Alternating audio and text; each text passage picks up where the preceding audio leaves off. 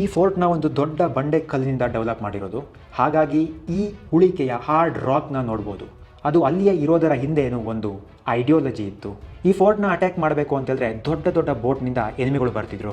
ಅದು ಬ್ರಿಟಿಷರ್ ಆಗಿರ್ಬೋದು, ಡಚ್ಚರ್ ಆಗಿರ್ಬೋದು, ಪೋರ್ಚುಗೀಸರ್ ಆಗಿರ್ಬೋದು, ಇಲ್ಲ ಅಂತ ಹೇಳಿದ್ರೆ ಸಿದ್ದಿ ಜೋಹರ್ ಆಗಿರ್ಬೋದು. ಆದರೆ ಅವರು ಈಸಿಯಾಗಿ ಈ ಫೋರ್ಟ್ನ ಎಂಟ್ರಿ ಆಗಬಾರ್ದು ಅನ್ನೋದು ಅದರ ಮೇನ್ ಉದ್ದೇಶ. ನನ್ನ ಜೊತೆ ನಾಸಿಕ್ಕಿಂದ ಬಂದಿರುವಂಥ ಕೆಲವೊಂದು ಬಾಯ್ಸ್ ಇದ್ದಾರೆ. ಅವ್ರನ್ನ ಮಾತಾಡ್ಸೋಣ, ಹೇಗೆ ಹೇಳ್ತಾರೆ ನೋಡೋಣ ಈ ಒಂದು ಶಿವಾಜಿ ಮಹಾರಾಜರ ಈ ಒಂದು ಸಿಂಧೂರ್ಗ್ ಫೋರ್ಟ್ ಬಗ್ಗೆ. आप कहाँ से आएगा? नासिक महाराष्ट्र। क्या 4 दिन हो गए। 4 दिन हो गए। गोवा में थे 2 दिन। ओके, हाँ, 2 दिन मालवा में घूमने के बाद इधर आप इधर से आएगा। हाँ, इधर महाराज का फोर्ट अच्छे है ना? बहुत अच्छा है, एक नंबर। छत्रपति शिवाजी महाराज का इनका वजह से बहुत ये हुआ है इधर पे। छत्रपति शिवाजी महाराज की जय। अब छत्रपति शिवाजी महाराज का हिस्ट्री एक पता है क्या आपका? हाँ, पता है।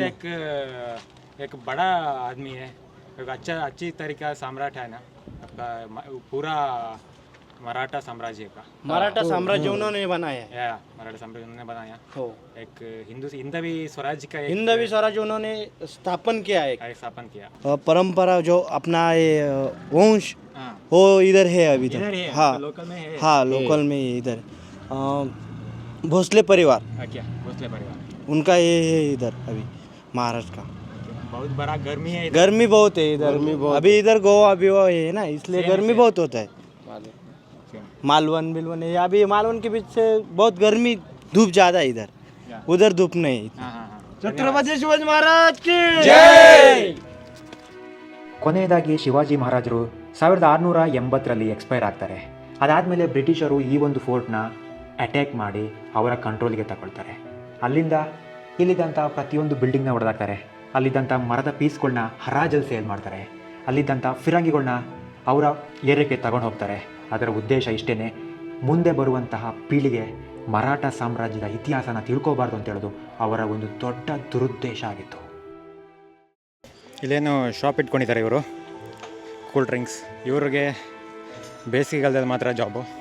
ಮಳೆಗಾಲ ಬಂತು ಅಂತ ಹೇಳಿದ್ರೆ ಇಲ್ಲಿ ಜಾಸ್ತಿ ಸಮುದ್ರದ ಅಲೆಗಳು ಜಾಸ್ತಿ ಆಗುತ್ತೆ. ಹಾಗಾಗಿ ಇವರಿಗೆ ಆ ಒಂದು ಮಾನ್ಸೂನ್ ಟೈಮಲ್ಲಿ ಕೆಲಸ ಮಾಡೋಕ್ಕಾಗಲ್ಲ. ಆ ಒಂದು 3 ರಿಂದ 4 ತಿಂಗಳು ಏನಿದೆ ಅದು ಇವರಿಗೆ ಒಂದು ಕಷ್ಟದ ಸಮಯ. ಸೊ ಇಲ್ಲಿರುವಂಥ ಎಲ್ಲ ಶಾಪ್ಗಳು ಕ್ಲೋಸ್ ಆಗುತ್ತೆ. ಯಾವುದೇ ಟೂರಿಸಮ್ ಒಳಗಡೆ ಬರಲ್ಲ. ಇವ್ರು ಏನು ಬಿಸ್ನೆಸ್ ಮಾಡ್ತಾರಲ್ಲ ಅದು ಸಮ್ಮರ್ ಆ್ಯಂಡ್ ವಿಂಟರ್ ಟೈಮಲ್ಲಿ ಅಷ್ಟೇ. ಆ ಬಿಸ್ನೆಸ್ನ ನೆಕ್ಸ್ಟ್ 4 ಮಂತಿಗೆ ಆ ಬಂದಂಥ ಲಾಭನ ಯುಟಿಲೈಸ್ ಮಾಡ್ಕೋಬೇಕಾಗುತ್ತೆ ಇಲ್ಲಿಯ ಜೀವನ.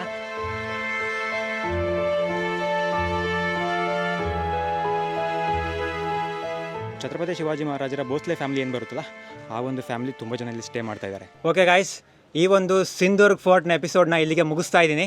ಈ ಒಂದು ಎಪಿಸೋಡ್ ಇಷ್ಟ ಆಗಿದ್ರೆ ಲೈಕ್ ಮಾಡಿ. ಮುಂದಿನ ಎಪಿಸೋಡಲ್ಲಿ ಮತ್ತೆ ಸಿಗ್ತೀನಿ. ಅಲ್ಲಿವರೆಗೂ ಎಲ್ಲರಿಗೂ ಟೇಕ್ ಕೇರ್, ಟಾಟಾ, ಬಾಯ್ ಬಾಯ್.